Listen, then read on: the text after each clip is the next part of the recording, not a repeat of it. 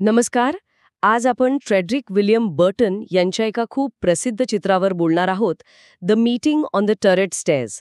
तर ह्या चित्रमागची कहाणी, त्यातला तो तणाव, हे सगळं कसं जुळून आलंय ते बघूया. हो, अगदी. हे चित्र खरं तर एका क्षणाचं आहे. एका बुरुजाच्या पायऱ्या आहेत आणि तिथे एक जोडपं भेटतंय. बहुधा त्यांची ती शेवटची भेट असावी, म्हणजे एका शोकांतिकेची सुरुवात म्हणता येईल, जी बर्टनने खूप छान पकडली आहे. अच्छा. आणि गोष्ट अशी आहे की हेलेल नावाची राजकुमारी तिच्या वडिलांच्या इच्छेविरुद्ध जाऊन हिल्डब्रँड नावाच्या तिच्याच अंगरक्षकाच्या प्रेमात पडते. मग चित्रात ते दोघे शेवटचे भेटतायत, कारण तो तिच्या भावांशी आणि वडिलांशी लढायला निघालाय. क्षण खूप म्हणजे नाजूक आहे. हो ना. आणि हाच तणाव, हीच नाजूकता आयरिश चित्रकार फ्रेडरिक बर्टन यांनी कमीत कमी 5 वेगवेगळ्या युक्त्या वापरून दाखवली आहे. त्यांचं कौशल्य यात दिसतं. सुरुवात होते त्यांच्या उभा राहण्याच्या दिशेपासून. हो, ते पाहिल्यावर लगेच लक्षात येतं खरं.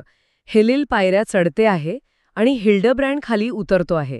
म्हणजे त्यांच्या वाटा वेगळ्या होतायत असं काहीसं. अगदी बरोबर. हे अगदी स्पष्टपणे त्यांच्या विभक्त होण्याचं, त्यांच्या वाटा वेगळ्या होण्याचं प्रतीक आहे. चित्रातला पहिला तणाव इथेच दिसतो. आणि रंगांबद्दल काय सांगाल? हेलिलचा तो चमकदार निळा ड्रेस आणि हिल्डब्रँडचा तो केशरी लालसर रंगाचा पोशाख, हे रंग एकमेकांच्या अगदी विरुद्ध आहेत. नक्कीच. कलर थिअरीप्रमाणे बघितलं तर हे जवळपास स्प्लिट कॉम्प्लिमेंटरी रंग आहेत, म्हणजे जे जास्तीत जास्त कॉन्ट्रास्ट तयार करतात. हे विरोधाभासी रंग त्यांच्या नात्यातला आणि त्या परिस्थितीतला तणाव आणखी गडद करतात. आता तिसरा मुद्दा आहे तो पोत, म्हणजे टेक्स्चर. टेक्स्चर म्हणजे हिल्डब्रँडचं ते कणखर चिलखत आणि हेलिलचा तो मऊ रेशमी वाटणारा ड्रेस, हा फरक. अगदी तोच. स्पर्शातून जाणवणारा फरक. एकीकडे संरक्षणासाठीचं ते कठोर चिलखत आणि दुसरीकडे हेलिलच्या पोशाखाचा तो मऊ, नाजूक पोत. पण बर्टन फक्त एवढ्यावरच थांबत नाहीत. अच्छा, अजून काय आहे? उथा म्हणजे हिल्डब्रँडने हेलिलचा नाजूक हात आपल्या चिलखतावर धरलाय, अगदी हृदयाजवळ. पुन्हा तोच विरोधाभास, मऊ विरुद्ध कठोर. हो, दिसते.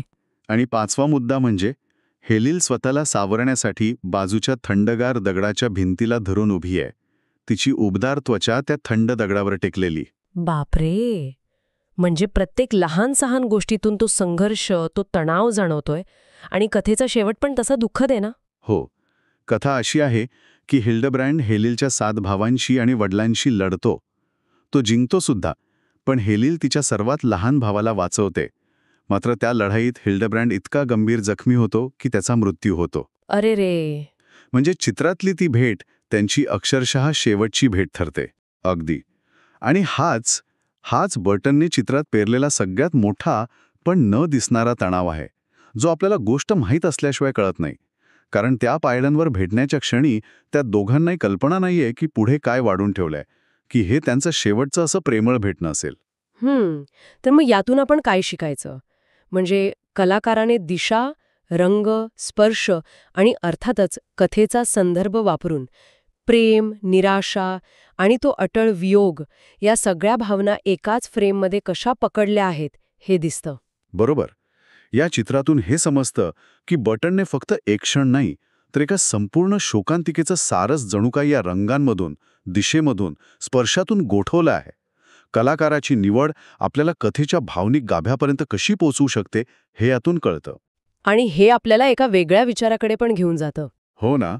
म्हणजे विचार करा की जर त्या दोघांना त्या क्षणी त्यांच्या भविष्याची थोडी जरी कल्पना असती, तर त्यांची ती भेट अशीच झाली असती का? कदाचित हेलिल त्या थंड भिंतीऐवजी हिल्डब्रँडलाच अधिक घट्ट धरून राहिली असती, किंवा हिल्डब्रँडने खाली उतरायची एवढी घाई केली नसती. कलेत गोठवलेला तो क्षण आपल्याला त्या अटळ नशिबाबद्दल आणि त्या नशिबाच्या अज्ञानात दडलेला कारुण्याबद्दल विचार करायला भाग पाडतो.